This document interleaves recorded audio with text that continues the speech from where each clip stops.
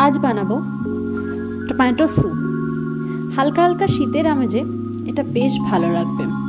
চলুন আজকে শেয়ার করি যে টমেটো স্যুপ আমরা বাড়িতে খুব ইজি প্রসেসে কিভাবে বানাবো। এখানে প্রায় 250 গ্রাম মতো আমি টমেটো নিয়েছি। এই টমেটোগুলোকে আমি এবার কিউব শেপে কেটে নেব।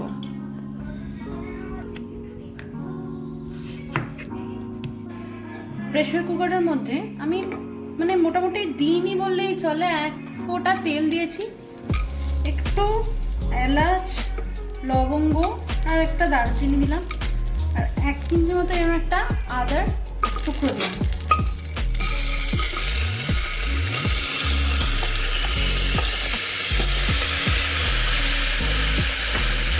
যেহেতু আমি আরও একটু বাটার দেবো, তাই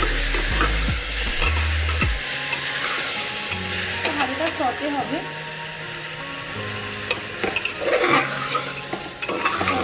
জাস্ট আমি এর মধ্যে দেব জল। জলটা কিন্তু ভীষণই অল্প, কারণ আমার স্যুপ হবে ঠিক।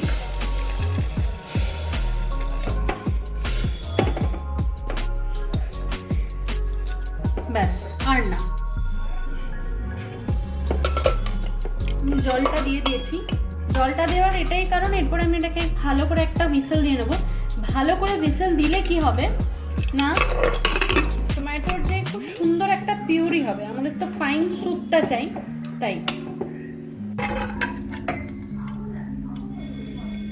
এবার আমি এটাকে ব্লেন্ড করার জন্য একটা ব্লেন্ডিং জারে আমি এটাকে ঢেলে নিচ্ছি। এবার এই যে এটা ব্লেন্ড হয়ে গেছে খুব ভালো, এরপর আমি এটাকে স্টেন করে নেবো ভালো করে, কারণ আমাদের একটা ফাইন পেস্ট চাই।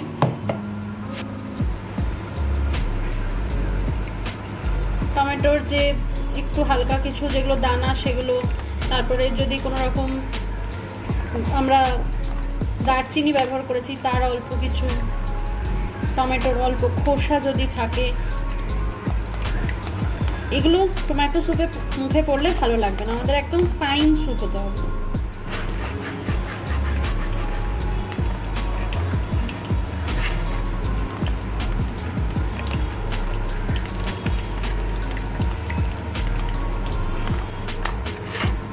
এর সাথে আমি ক্রুটনস বানাবো।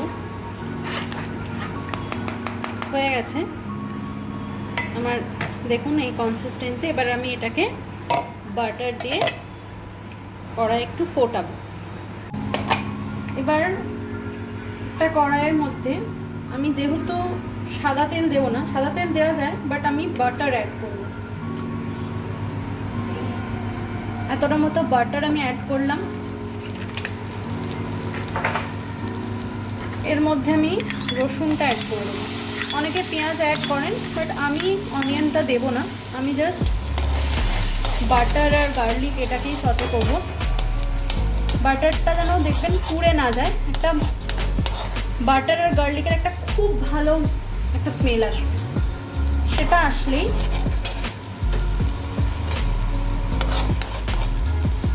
আমি যেটা করলাম, স্টেন করে নিলাম, এটা ছেঁকে দেবো, ঢেলে দেবো।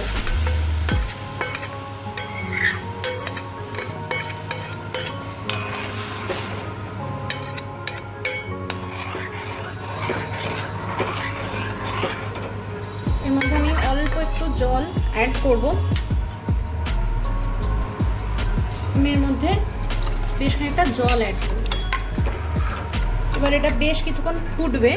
তার মধ্যে আমি এবার নুন অ্যাড করব।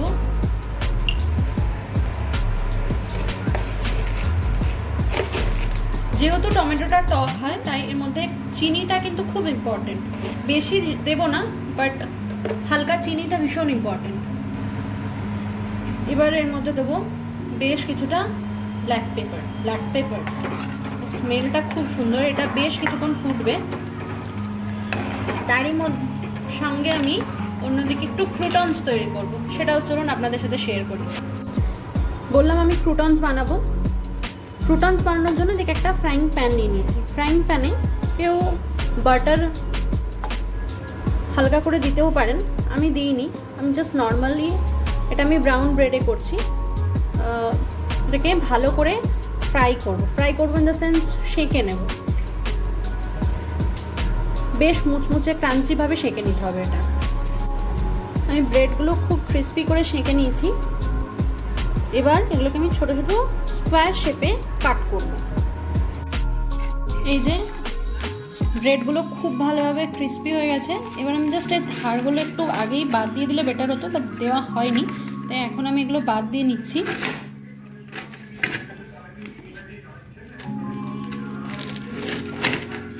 এবার এটাকে আমি ছোটো ছোটো স্কোয়ার শেপে কাট করব।